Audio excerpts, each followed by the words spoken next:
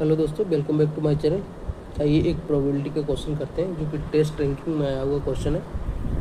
Question पढ़ लीजिए। एक घटना के विरुद्ध ऑड्स 7:4 है और दूसरी घटना के पक्ष में 8:5 है। यदि दोनों घटनाएं स्वतंत्र हैं तो कम से कम एक घटना के घटित होने की प्रायिकता ज्ञात कीजिए। सबसे पहले तो समझ लीजिए, इन्होंने लिखा है कि घटना के विरुद्ध 7:4 है। ठीक है, घटना के विरुद्ध 7:4 है तो मतलब विरुद्ध हो गया 7 और पक्ष में हो गया 4। ठीक है, तो कितना हो गया 7/11 हो गया है। ये हो गया है विरुद्ध में। घटना के पक्ष में 8:5 है तो 8 हो गया पक्ष में, 5 हो गया विरोध में। ठीक है, तो विरोध का कितना हो गया 5/11। ऐसा हम इसलिए ले रहे हैं, देखिए क्वेश्चन पढ़िए। क्वेश्चन में लिखा है दोनों घटनाएं स्वतंत्र हैं तो कम से कम एक घटना के घटित होने, इन दोनों में से कोई एक घटना घटित हो जाए। ठीक है, तो इसका मतलब क्या है कि एक घटित हो सकती है, दूसरी घटित नहीं हो सकती है, फिर दूसरी घटित हो सकती है, पहली घटित नहीं हो सकती है, और दोनों भी घटित हो सकती हैं। इन्होंने कम से कम एक लिखा है, इसका मतलब है कि कम से कम एक और ज़्यादा से ज़्यादा दो भी हो सकती हैं। इसमें दो हैं तो दो हो सकती हैं। ठीक है, तो हम इसमें क्या करेंगे, हम इसको करेंगे कि हम एक भी घटना ना घटित हो। ठीक है, उसमें उसको हम हटा देंगे। ठीक है,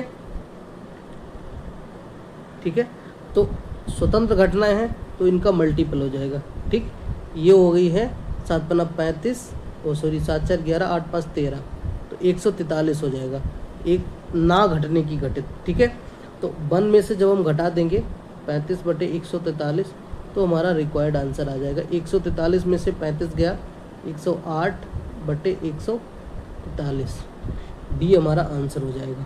ठीक है, क्योंकि उन्होंने बोला कम से कम एक, तो हम क्या करेंगे, ना घटित होने की निकाल के उसमें 1 में से माइनस कर देंगे तो हमारा रिक्वायर्ड आंसर हो जाएगा।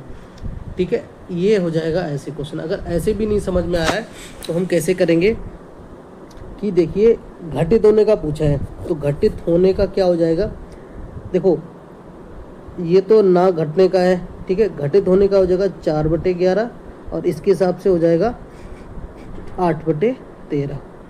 ठीक है, तो हम पहले मान के चलेंगे एक घट रहा है तो पहला 4/11 घटने का, इसका ना घटने का, तो कितना हो जाएगा 5/13 प्लस, अब इसका घटने का लीजिए 8/13 घटने का और इसका 7/11 ना घटने का।